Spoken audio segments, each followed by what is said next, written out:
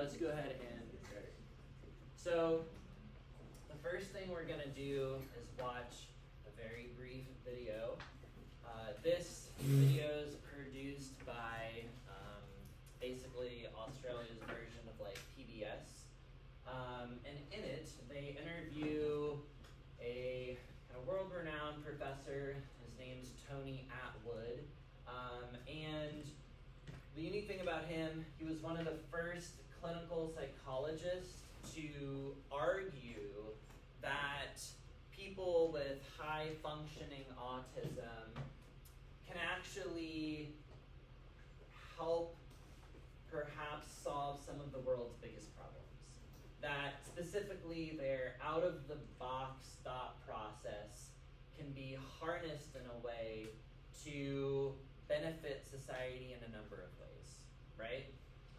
So specifically, Professor Attwood doesn't believe that it's something to be quote-unquote fixed.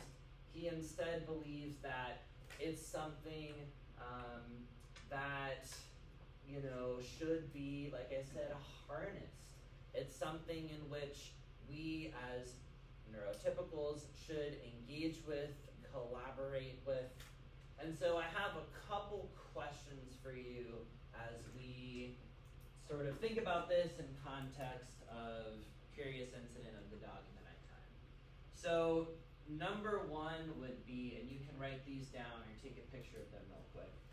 Number one would be, do you think Christopher has the potential to solve the world's big problems? Why or why not? And as always, I encourage you to disagree with Professor Attwood if you disagree, right? If you think that, you know, Christopher and people like him have limitations just like any of us neurotypicals in the room, and that there's nothing particularly special about the way that they think, then you are free to write that and back that up with evidence.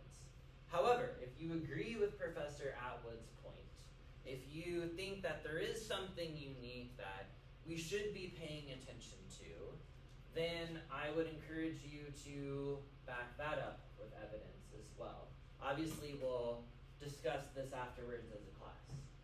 The second question is really getting at comparing Professor Attwood with Christopher's father in the novel, all right?